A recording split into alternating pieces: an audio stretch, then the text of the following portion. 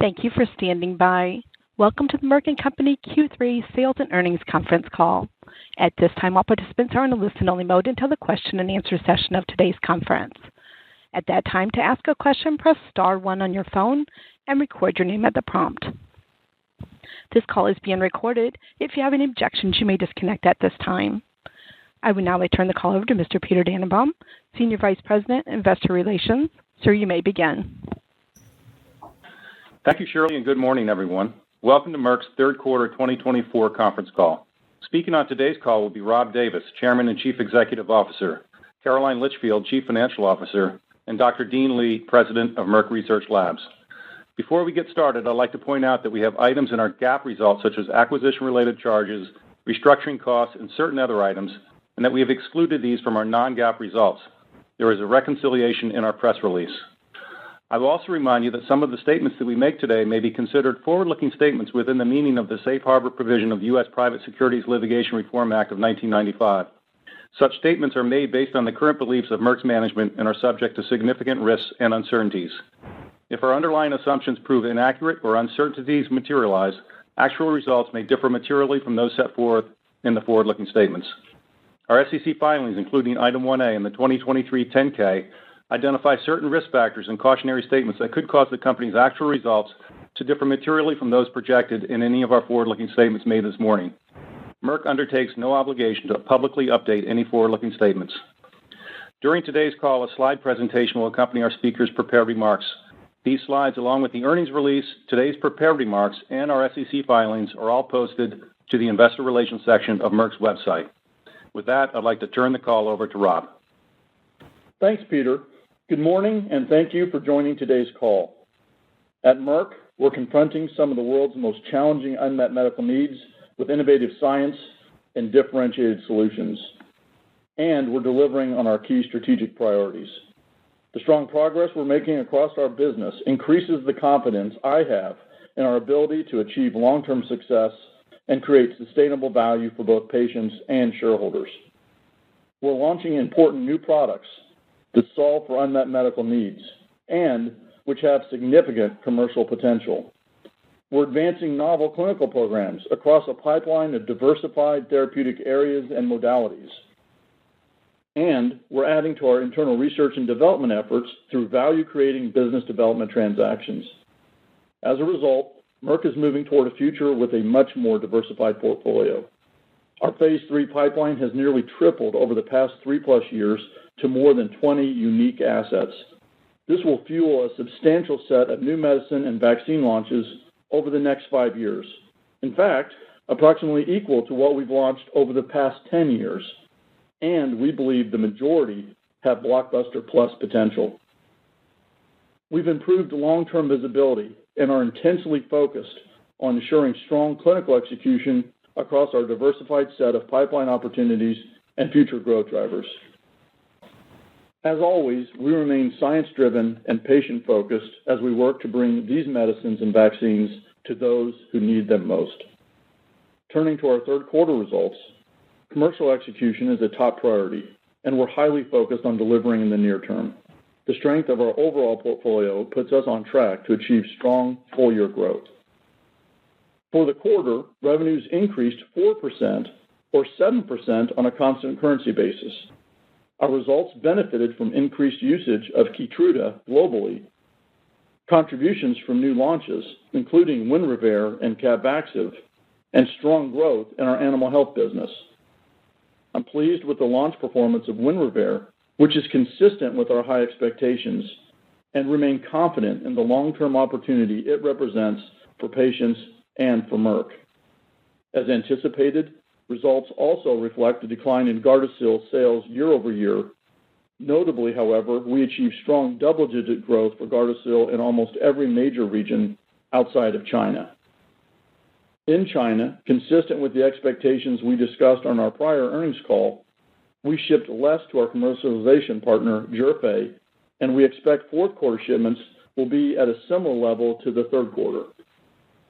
Overall, channel inventories of Gardasil have decreased, which is directionally encouraging, while inventory at Zhifei remains above historical levels. We are highly focused on this market and are making progress with Zhifei to increase promotional resources and patient education efforts. We expect these efforts to translate to increased patient activation and demand, but as we've said, this will take time. Taking a step back, we're proud of the role that Gardasil is playing in helping prevent certain HPV-related cancers. There is a wide range of long-term growth opportunities around the world due to the tremendous remaining need to protect more individuals. With less than 10% of the global eligible population vaccinated and meaningful opportunities to improve vaccination completion rates, gender-neutral vaccination rates, mid-adult coverage, and access in low and middle-income markets. This includes in China, where there is an attractive long-term opportunity given the significant number of females yet to be immunized and the potential approval for males next year.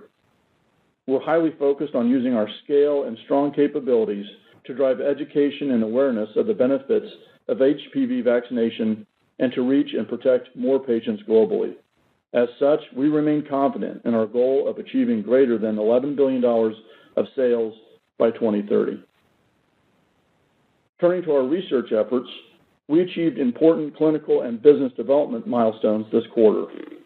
Starting with our clinical advancements in vaccines, we presented positive phase 2b/3 results for clesrovimab, our investigational monoclonal antibody for the prevention of RSV in infants. Based on its differentiated profile and robust clinical data, we believe this opportunity is underappreciated. We're moving swiftly to make this important prevention option available in the U.S. during the 25-26 RSV season. In pneumococcal, ACIP voted to expand vaccination recommendations for Capvaxive to include adults ages 50 to 64. We're pleased to bring Capvaxive's effectiveness in protecting against invasive pneumococcal disease to this new cohort of patients, and this recommendation reinforces our confidence in its blockbuster commercial potential. In oncology, it's been 10 years since Keytruda's first U.S. approval, and we remain highly focused on advancing standard of care and maintaining durable leadership in oncology. At ESMO, we presented overall survival and long-term follow-up data for Keytruda, and data also were shared from our innovative ADCs, underscoring our commitment to building a broad and diverse oncology pipeline. In infectious diseases, we shared phase 2 data from our collaboration with Gilead for the combination of once-weekly oral islatravir and lenacapavir for HIV treatment in treatment-experienced adults. This data represents just a portion of our broad HIV development efforts to further advance the field. In immunology, we shared positive phase 2 maintenance data for our investigational TL1A candidate tulisokibart in ulcerative colitis and Crohn's disease that adds to positive prior clinical results. Both our HIV and immunology programs address patient populations with significant remaining unmet need despite available therapies. Our investments in these therapeutic areas reflect our belief in the opportunity to deliver additional value to patients and fortify our sustainable innovation engine for the long term. Regarding business development, we continue to leverage our scientific expertise to identify promising therapeutic targets that can further broaden and fortify our pipeline. This quarter, we acquired a novel investigational bispecific T-cell engager from Curon, with potential applications in both oncology and immunology, complementing our efforts in each of these areas of high unmet need. And we closed the acquisitions of iBio and the Elanco Aqua business. In summary, we remain highly focused on strong commercial and operational execution to enable access to our medicines and vaccines.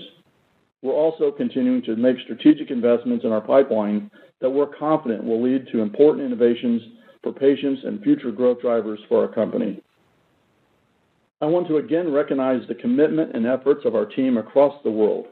Based on our continued progress, I'm more confident in our longer-term future today than I was a year ago, and I believe that Merck is even better positioned to deliver value to patients, shareholders, and to all of our stakeholders long into the future. With that, I'll turn the call over to Caroline. Thank you, Rob. Good morning. As Rob highlighted, we delivered another strong quarter. The fundamentals of our business remain healthy, fueled by robust global demand for our innovative portfolio. This strong performance reinforces the conviction we have in our science-led strategy and in our outlook for continued growth.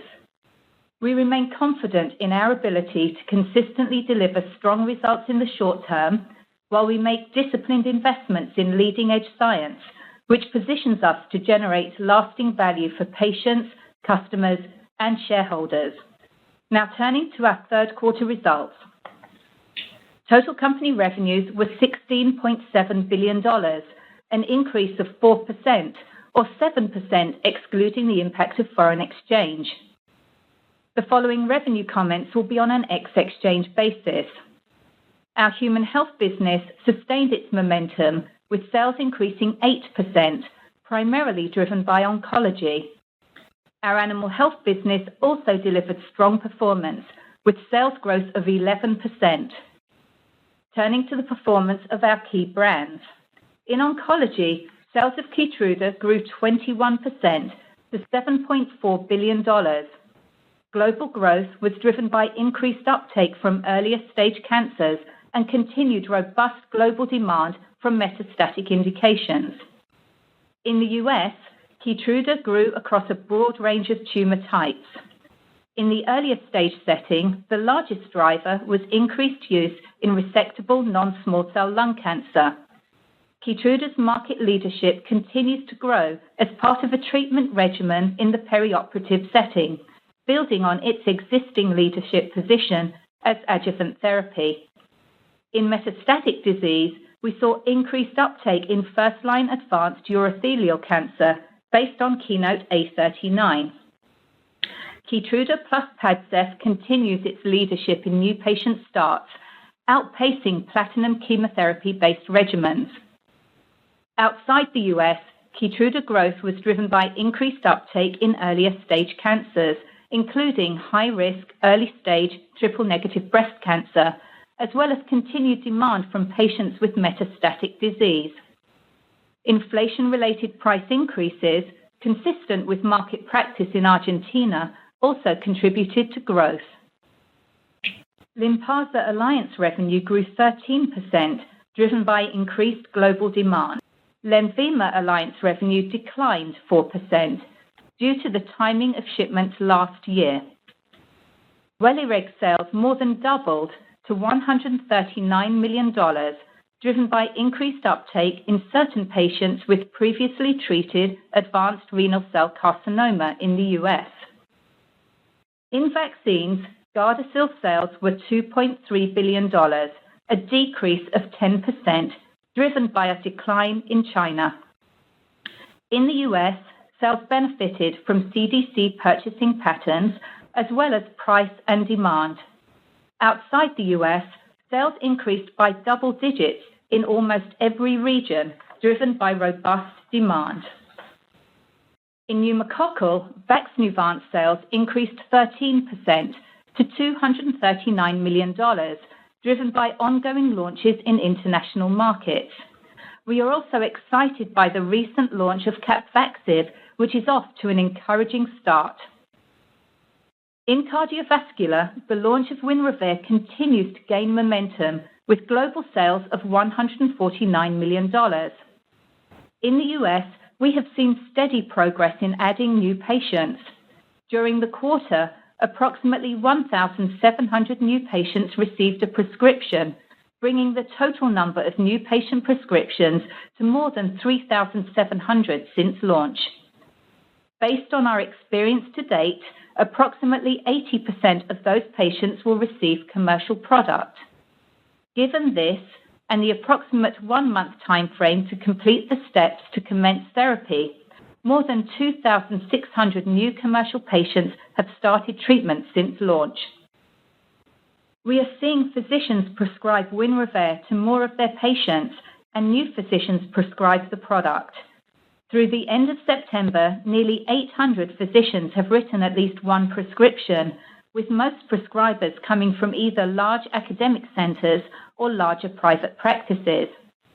Physicians are continuing to prioritize the sickest patients, who have already been receiving multiple PAH therapies. We are also making important progress in enabling access.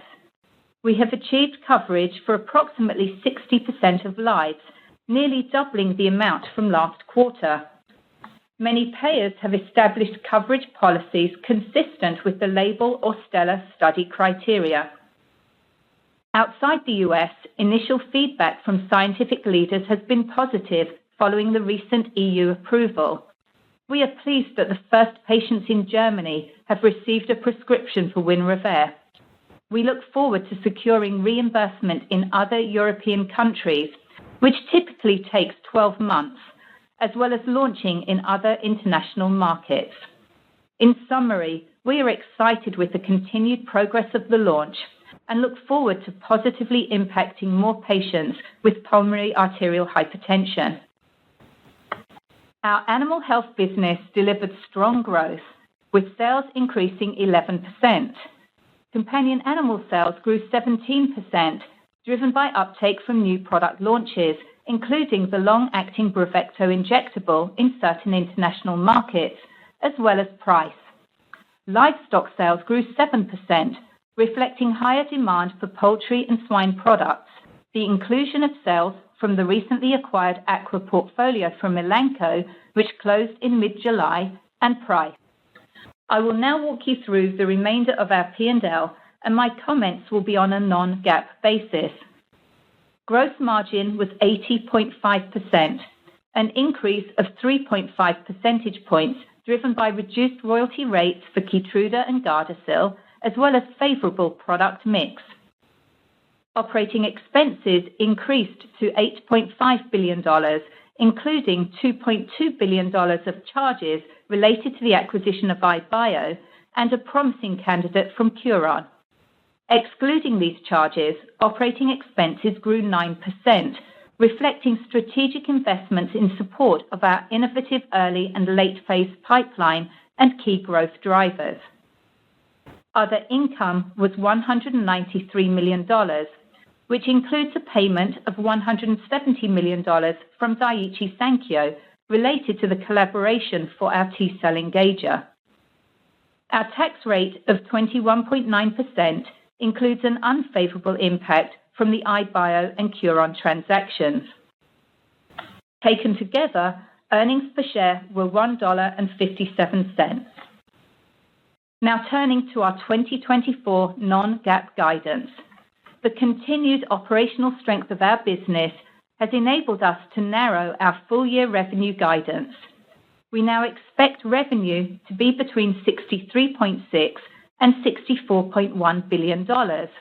This guidance range represents strong year-over-year growth of 6 to 7%, including an approximate 3 percentage point negative impact from foreign exchange using mid-October rates. Our gross margin assumption remains approximately 81%. We expect operating expenses to be between $27.8 and $28.3 billion, which now includes the $750 million one-time charge related to the asset acquisition from Curon. As a reminder, our guidance does not assume additional significant potential business development transactions. Other expense is now expected to be approximately $100 million, including the benefit of the $170 million payment from Daiichi. Our full-year tax rate is expected to be between 16 and 17%, which includes an unfavorable impact related to the Curon transaction. We assume approximately 2.54 billion shares outstanding. Taken together, we expect EPS of $7.72 to $7.77. This range includes a negative impact from foreign exchange of approximately 30 cents using mid-October rates. Recall, our prior guidance range was $7.94 to $8.04, including the one-time charge of $750 million or 29 cents per share related to the asset acquisition from Curon, and the $170 million or 5 cents per share benefit from the payment from Daiichi, Our prior guidance range would have been $7.70 to $7.80, with a midpoint of $7.75. Therefore, our current guidance midpoint is unchanged. Now turning to capital allocation, where our strategy remains the same. We will prioritize investments in our business to drive near and long-term growth. We will continue to invest in our key growth drivers and expansive pipeline of novel candidates, each of which has significant potential to address important unmet medical needs. We remain committed to our dividend with the goal of continuing to increase it over time. Adding compelling science through business development remains a priority, and we are well positioned to pursue additional value-enhancing transactions. We will continue to execute a modest level of share repurchase. To conclude, as we finish the year, we are confident in the momentum of our business, underpinned by robust global demand for our innovative medicines and vaccines. Our unwavering dedication to leverage compelling science to save and improve the lives of the patients we serve has put us in a position of financial and operational strength. Our commitment to bring forward important innovation will enable us to deliver value to patients, customers, and shareholders well into the future. With that, I'd now like to turn the call over to Dean. Thank you, Caroline. We have continued to execute on our strategy of diversifying in oncology and expanding into new therapeutic areas, while also investing in novel modalities and technologies. The third quarter was marked by several important clinical and regulatory milestones. I will first cover infectious diseases, then oncology, and conclude with updates on the broader portfolio. As Rob noted, last week ACIP voted to update the adult age-based pneumococcal vaccination guidelines and recommend the use of Capvaxive, our 21-valent pneumococcal conjugate vaccine, for individuals 50 years and older. Capvaxive is specifically designed to cover serotypes responsible for the majority of invasive pneumococcal disease and includes serotypes responsible for approximately 84% of cases of IPD in adults 50 and older based on national-level CDC data from 2018 to 2022. Building on our company's proud legacy in infectious diseases, detailed findings from a pivotal Phase 2b/3 clinical trial evaluating clesrovimab, our investigational respiratory syncytial virus preventative monoclonal antibody for the protection of infants entering their first RSV season, were presented at ID Week. Clesrovimab, administered as a single-dose immunization to healthy preterm and full-term infants, regardless of weight, met all trial endpoints with consistent results through both 5-month and 6-month time points. The incidence of adverse events and serious AEs were comparable between treatment and placebo groups, with no treatment or RSV-related deaths. As shown in the summary tables in the data press release, clesrovimab immunization is being studied across mild, moderate, and severe RSV disease endpoints. Importantly, clesrovimab significantly reduced the incidence of RSV, the primary endpoint, and hospitalizations associated with RSV infections through 5 months by more than 84%, the secondary endpoint. It was also observed that clesrovimab reduced RSV lower respiratory infections by more than 90% through 5 months, the tertiary endpoint. Positive results were also presented from an interim analysis in a separate Phase 3 study evaluating the safety and efficacy of clesrovimab versus palivizumab in infants and children at increased risk for severe RSV disease.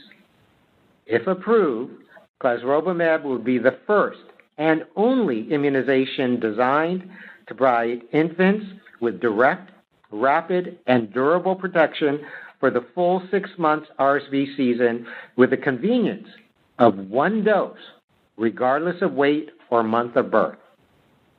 Also at ID Week, positive data were presented from the phase 2 study of the combination of islatravir and lenacapavir, Gilead's HIV-1 capsid inhibitor, as a once-weekly oral treatment option for people living with HIV.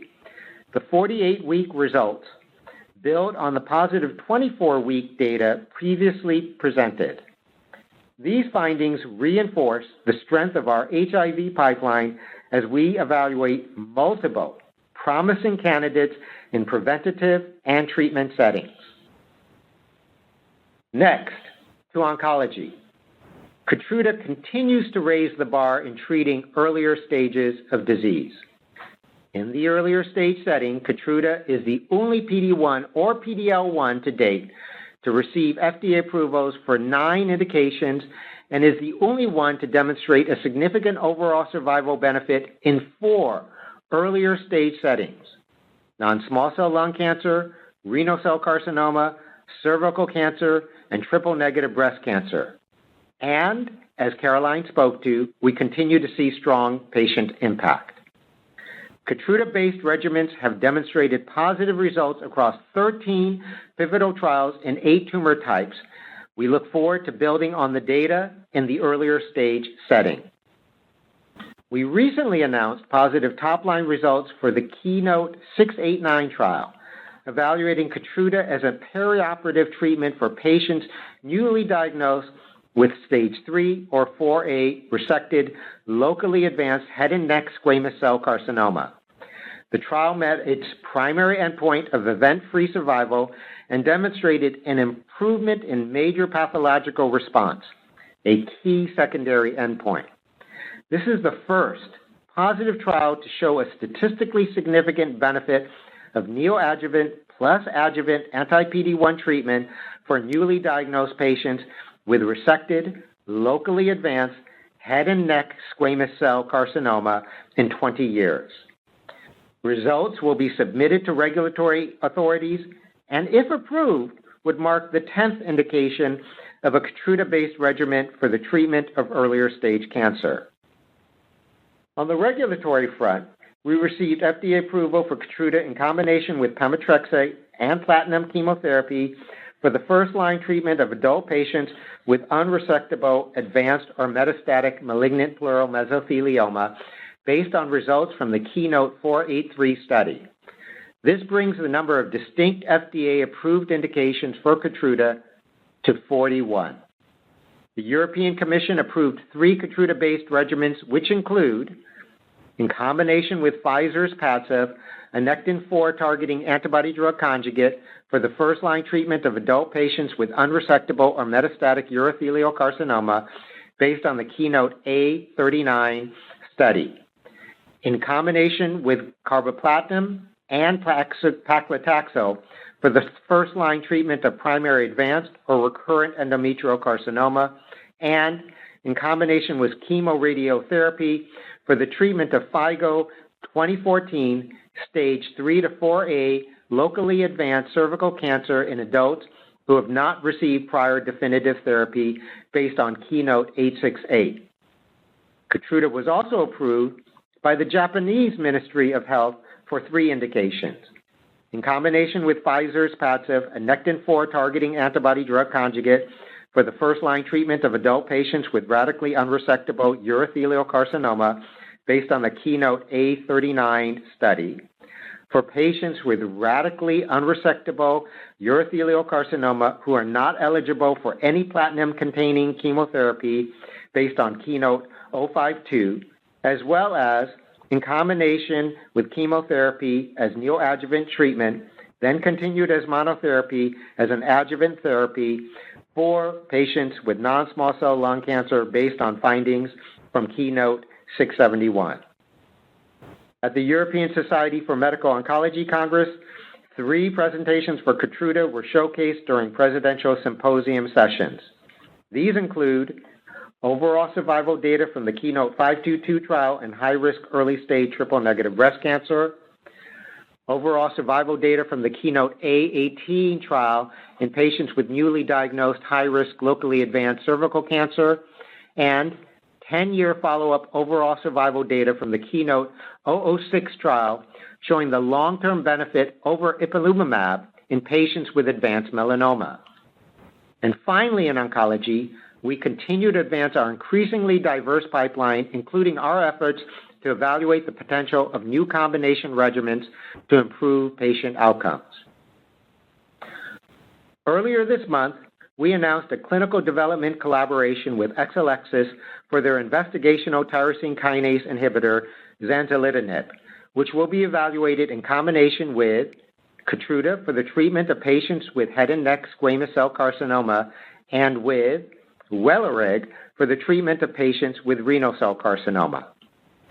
In collaboration with Daiichi Sankyo, we initiated ID8-Lung02, a phase 3 trial evaluating ifinatamab deruxtecan, a B7-H3-directed antibody-drug conjugate for the treatment of patients with relapsed small cell lung cancer. We also expanded our agreement to evaluate the combination of IDXD with MK6070, an investigational delta-like ligand 3 targeting T-cell engager. Evidence from clinical studies for each candidate provides strong rationale for evaluating this combination regimen. Next, to our broader portfolio. As Caroline mentioned, we were pleased to receive approval from the European Commission for Winrevair, expanding the reach of this treatment option, which we believe has the potential to transform the treatment journey for patients suffering from pulmonary arterial hypertension. In immunology, 50-week efficacy and safety data for tulisokibart, our investigational humanized monoclonal antibody directed to tumor necrosis factor-like cytokine 1A, from the phase 2 Artemis UC and Apollo CD studies in ulcerative colitis and Crohn's disease, were presented at the United European Gastroenterology Week Congress. The results reinforced the potential of tulisokibart to help patients achieve long-term clinical remission. The phase 3 trials continue to actively enroll patients. Finally, in ophthalmology, soon after completing our acquisition of iBio, we initiated the phase 2b/3 Brunella trial for MK3000, an investigational tetravalent trispecific antibody that acts as an agonist of the wingless-related integration site signaling pathway, being evaluated for the treatment of diabetic macular edema. We are executing on our one pipeline approach, augmenting and complementing our internal programs through business development. Recently, we completed the acquisition of CN201, a novel CD3/CD19 T-cell engager now known as MK1045 from Curon Biopharmaceutical. MK1045 has shown to significantly deplete B-cell levels with potential applications in B-cell malignancies and autoimmune diseases. As with our previous acquisitions, we plan to seamlessly advance clinical development with rigor and speed. In closing, during the quarter, we saw a regular cadence of late-phase pipeline advancements, including regulatory milestones and data readouts. We continue to make progress across therapeutic areas, and I look forward to providing further updates on our programs in 2025. And now, I turn the call back to Peter. Thank you, Dean. Shirley, we're now ready for Q&A. If the analysts today could limit themselves to one question, it would be appreciated so we can get as many analysts on the call as possible. Thank you very much. Ladies and gentlemen, if you wish to ask a question, please press star 1 on your telephone keypad. You may withdraw your question by pressing star 2. If you're using a speakerphone, please pick up the handset before pressing the numbers. Once again, if you have a question, you may press star 1. And one moment, please, for our first question. Our first question comes from Trung Nguyen with UBS. Your line is open. You may ask your question. Thanks for taking my question. Just on Gardasil, given the inventory levels remain elevated, you've noted this declining demand. How should we think about dynamics as we head into 2025, given that increase in promotional activity, but that's balanced by the inventory work down? will you take time, or do you have any color on when we'll see an inflection to that returning growth? Thank you. Great. Thanks for the question. Obviously, we're very focused on Gardasil in China, but maybe just to step back for a second, we continue to be very proud of the contribution that Gardasil is making for patients and people around the world to really address and hopefully eliminate long-term cervical cancer as well as other HPV-related cancers. So that important work will continue.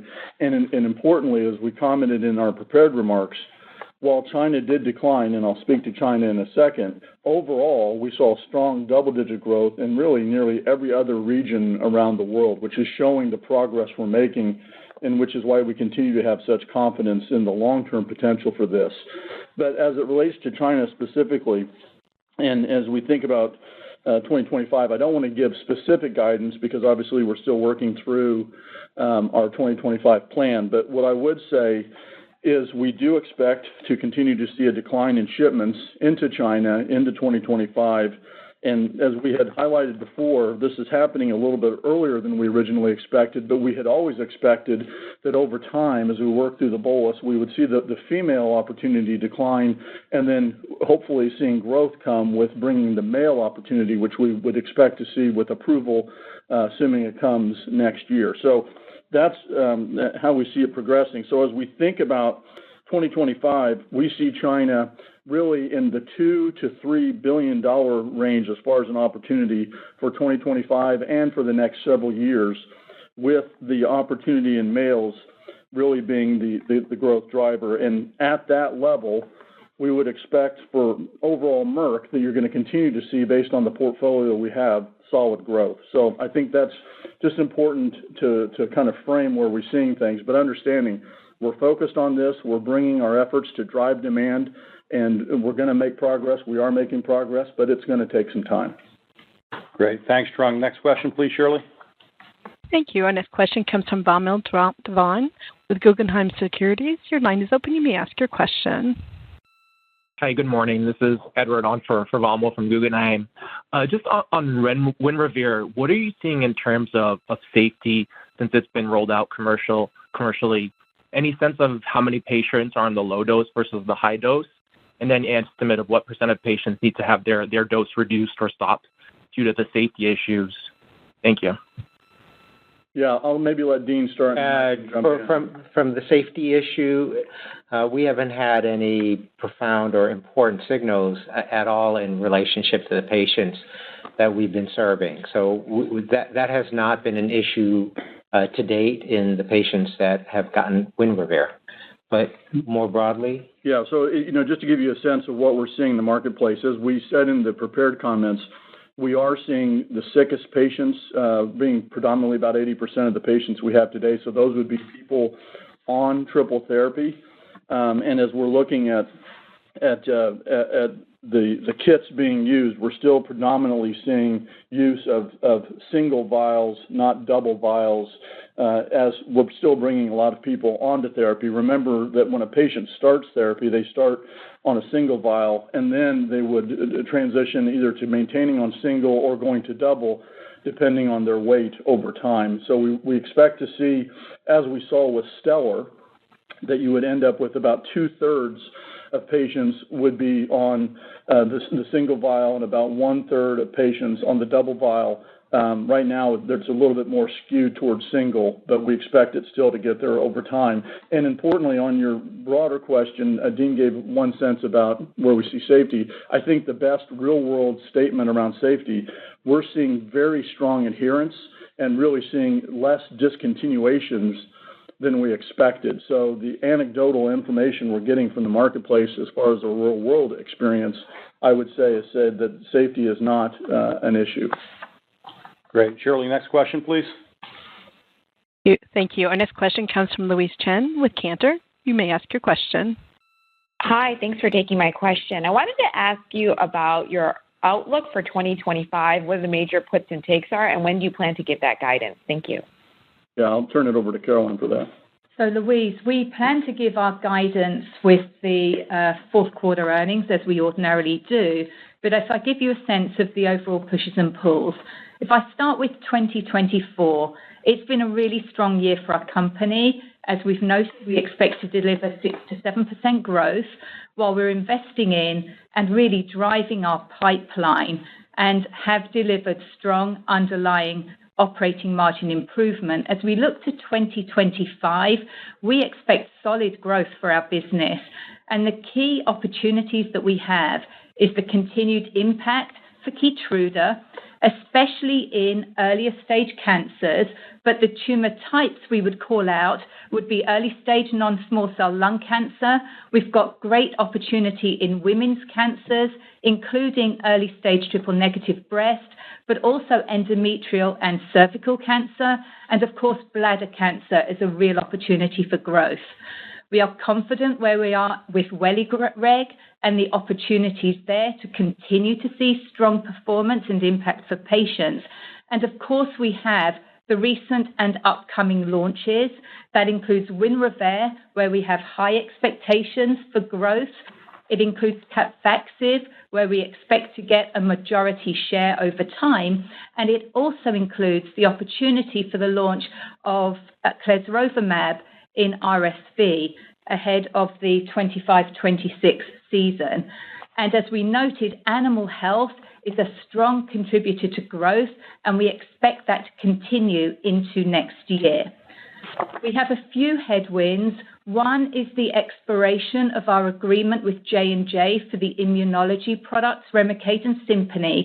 And as Rob noted, we do expect sales of Gardasil in China to decline in 2025 compared with 2024. However, all of that said, we're very confident in the opportunity to drive solid growth for our business in 25 while we invest fully behind our expansive pipeline, invest in the commercial activities to ensure excellence in the marketplace, and expect to deliver operating margin expansion. Thanks, Louise. Next question, please.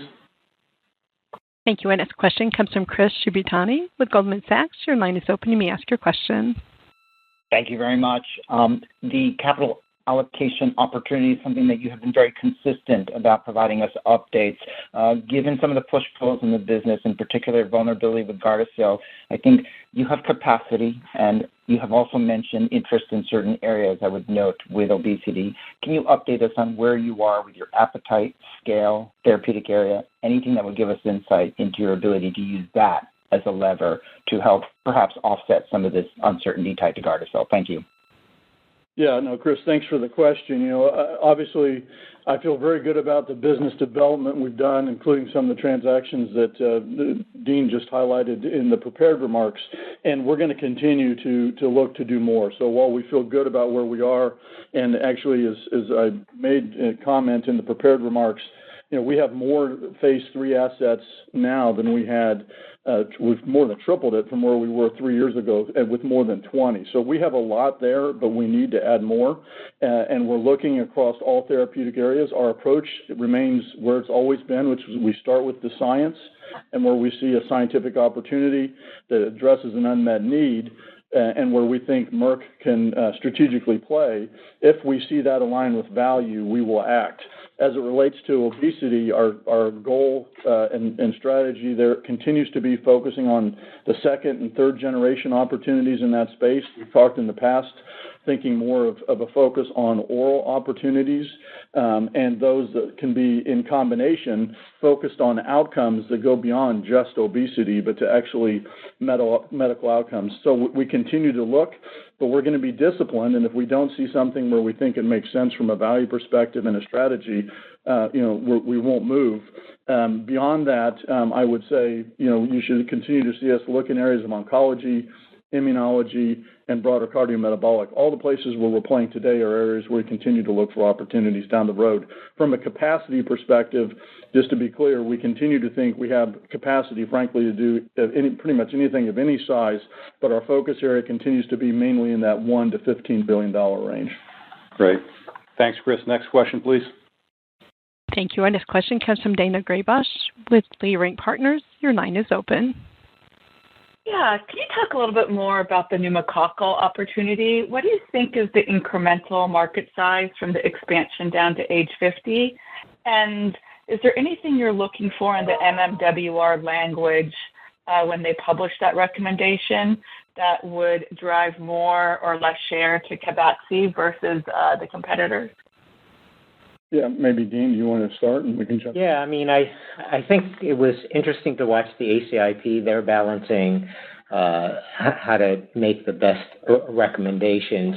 And we should just remember, we have a 21-valent vaccine that gives 85% adult protection. That was very clear. And there is a competitor who has a 20-valent that has a 54% adult protection. And I think that was very clear at the ACIP. And I would just remind myself that previously when they thought about doing the 50 to 64, just with the 20-valent, there was a decision not to proceed. And I really do think the health economic data and the data that we showed for the 21-valent, given its 85% versus 54%, is what drove them to finally move and address a really important need, which is the health equity issues in relationship to a pneumococcal vaccination by lowering it to 50 to 64 and lowering it for everyone. But in terms of the dynamics in the market. So in terms of the commercial opportunity we have, given the strength of the data that Dean has just shared, we feel very confident in our opportunity. And to remind, in terms of the number of patients in the United States, there's around 120 million people over the age of 50.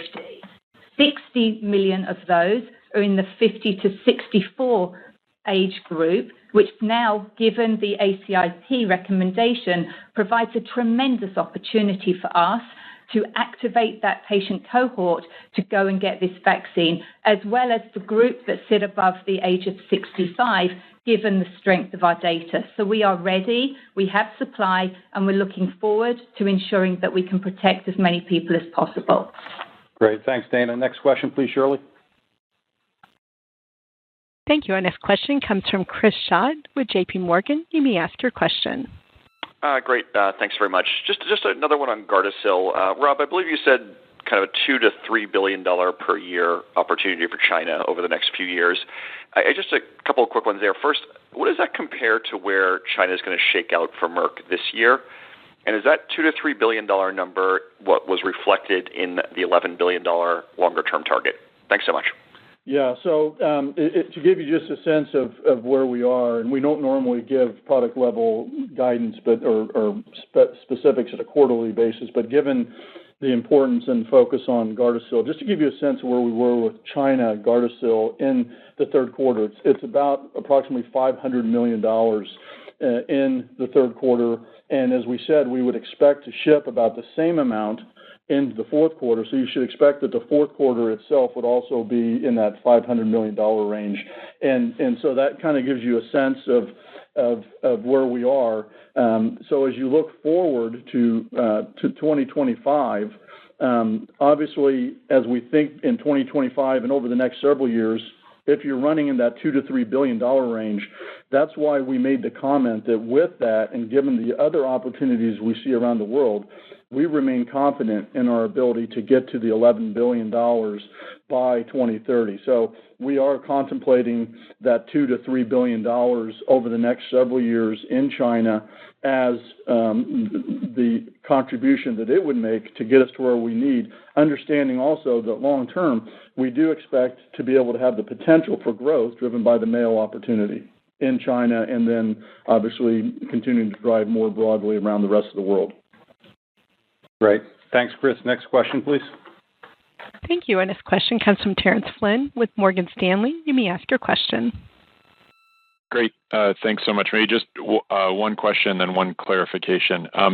Just on the Gardasil side, Rob, that's the $2 to $3 billion includes the males, or it does not include the males? Sorry, it was a little unclear based on the last response. And then, obviously, next-gen IO remains a big focus for both Merck and the industry. I know, Dean, you talked a lot about some of the efforts Merck has made on this front. Would just be curious to get your perspective on the PD-1, PD-L1, VEGF bispecifics. Obviously, there's some data emerging out of China there.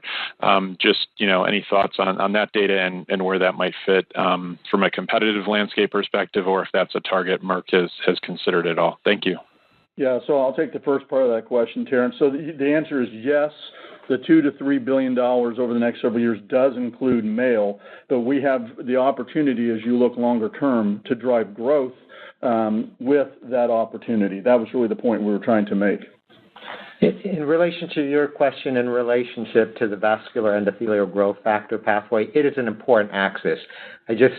There's been a lot of data in that. It's not just the most recent data. Merck has made a substantial investment in that pathway. Our collaborations with Eisai and Exelixis is along that pathway. It's PD-1, in this case with the VEGF RTK inhibitors. Other companies have taken their PD-L1 and added to, for example, Avastin. And I would just emphasize our interest in HIF-2 alpha is also related to vascular endothelial growth factor. In relationship to the specific question about Summit, that deep expertise that has developed in that VEGF, I think it's really important for all of us to watch carefully, and we are watching carefully the ability to turn PFS into OS. The other issue is that in China, the health system is a little bit different as to how they treat individuals, but also the patients here are also different in terms of their responsiveness to VEGF. I would also emphasize that the experiment that was done in China is an experiment that we would be unable to do, for example, in the United States. We would not be able to compare a new combo against Keytruda monotherapy in the PD-L1 1 through 49% PD-L1. That's something we would not be able to do because in that situation, the comparator is not monotherapy, but it's 189, Keynote 189. But broadly speaking, combos will be important. Combos to deepen it, to go earlier stage will be important. I think vascular endothelial growth factor pathways are important. INT will be important. RAS will be important. ADCs will be important. And all of those readouts will come, some before 2028, some around 2028, and some will happen after 2028. Great. Thanks, Terrence. Next question, please, Shirley. Thank you. Our next question comes from Carter Gould with Barclays. Your line is open. Good morning. Thanks for taking the question. Appreciate all the Gardasil color. Maybe on Winrevair, can you comment on the impact of stocking in the quarter? And I'm trying to also kind of square, Rob, some of your comments around sort of, the efforts to work through those sickest patients, kind of maybe help, frame for us kind of how far you're along sort of that initial bolus of patients, those later line patients within the Stellar label. Thank you. So Carter, in the quarter, over 80% of the revenue is to support demand. And so a very small level of inventory build, and we'd expect inventory dollars to build over time given the growth that we expect in the product. In terms of the patients that are being prescribed the product, as Rob noted, a large portion, it's actually about 80% of the patients are on background triple therapy or in combination with the prostacyclin. So we're making really good progress in that segment. At the same time, a large number of the physicians have prescribed Winrevair now to patients that are not on a prostacyclin background therapy, which gives us confidence for the ability to move to the patients who are more dual therapy over time. And we remain confident in the opportunity in line with our high expectations here to benefit patients and to drive significant commercial benefit for our company. Thanks, Carter. Next question, please, Shirley. Thank you. Our next question comes from Umer Raffat with Evercore ISI. You may ask your question. Hi, guys. Thanks for taking my question. I wanted to focus on Gardasil just a little more. That was very helpful commentary, Rob. You mentioned $500 million in sales in 3Q and 4Q to China, which obviously is $2 billion run rate. My question is, was that shipping to demand?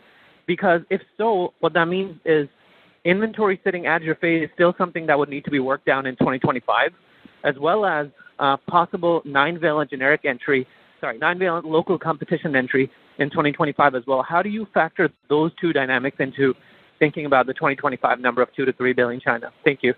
Yeah, so if you look at what's happening in the overall marketplace, and just to give you a sense, from an inventory perspective, maybe starting there, if you look at overall inventory levels in China, they did come down, and that's taking into account, and this is for Gardasil. Gardasil at Zhifei, which frankly remains high and grew slightly, but that was more than offset by reductions in the CDCs and the points of vaccination. So that's a good sign that we're seeing overall inventories coming down, which also would point to the fact that as we're looking at demand, which we're seeing stabilize, we think we're at a position now where as we're starting to talk about what we're shipping, our expectation is we are shipping below demand. So we have been working very constructively with Zhifei to think about this, both as what we're doing in this year, as frankly, as well as we're continuing to have constructive dialogue around 2025.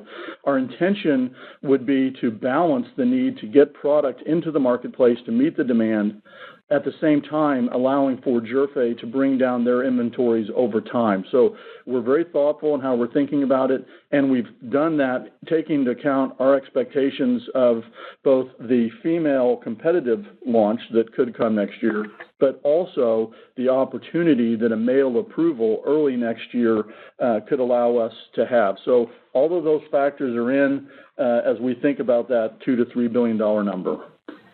Great. Thanks, Umer. Perhaps two more questions. Thank you. Our next question comes from Steve Scala with TD Cowen. You may ask your question. Thank you very much. I mean, all things considered, is it still possible to see global Gardasil growth in 2025? And Rob, you noted at the start that recovery in China will take time, but it sounds like you have good visibility now because you're giving this $2 to $3 billion guidance for Gardasil in China. So I'm unclear what it is that we're waiting for. Thank you. Well, what we're talking about taking time is basically to work down the inventory and to then build demand over time so that we can continue to drive that market. What we're giving you is kind of what we see as the baseline of China. Our hope is that we'll do better, and we're going to put the work in to do better and to continue to drive long term. I think that what I'm trying to make sure everyone hears is this isn't going to be solved next quarter. It's going to take us through probably 2025, but we're thoughtful in how we're doing it. We're working with Zhifei in a constructive manner to do it. So those are the elements are going to take time because we need to build the demand. We know the opportunity is there with 120 million females still out there to go after, and with potentially 200 million males with the male opportunity. We have to activate that demand to make sure we can drive that business. So that's really what we're focusing on. As far as it relates to Gardasil for 2025, I don't think we really want to get into giving product line guidance right now. We were very specific to China because of the concerns that were there, and I wanted to make sure you know that we see solid overall growth for Merck because that's important to have context. But beyond that, we normally wouldn't be giving guidance at this point in time. Great. Thanks, Steve. Last question, please, Shirley. Thank you. And that comes from Mohit Bansal with Wells Fargo. You may ask your question. Great. Thank you very much for taking my question. My question is regarding V940 in lung cancer. I see that you have started phase 3 trial. Could you please help us understand what kind of data you have seen in earlier stages which makes you move into phase 3? I don't think we have seen a lot of data from our side here. Thank you. Yeah, so this is Dean. I would just emphasize, and I was trying to sort of lay the foundation during the prepared remarks, I would just recognize that in earlier stage, we have 9 approvals and 4 with OS. That basis allows us to drive curative setting combos in a way that is advantageous for the patient and also often uniquely an ability for us. And the specific study that you're, I think, referring to is the announcement with our partners, Moderna, of going in lung cancer. Specifically, that one is built around Keynote 671, which has an OS benefit and is approved But the interesting thing is in the sort of neoadjuvant or perioperative followed by surgery, there becomes a situation where we can discern who has a pathological complete response and who doesn't have a pathological complete response. And that patient population that does not have a pathological complete response, there is the need and our ability to provide other combinations in that space, and that is where we're driving the INT in that situation in lung cancer. Great. Thanks, Mohit, and thank you all for your good questions today. And as always, we're available for follow-ups. Please reach out when you want. Take care. Thank you very much.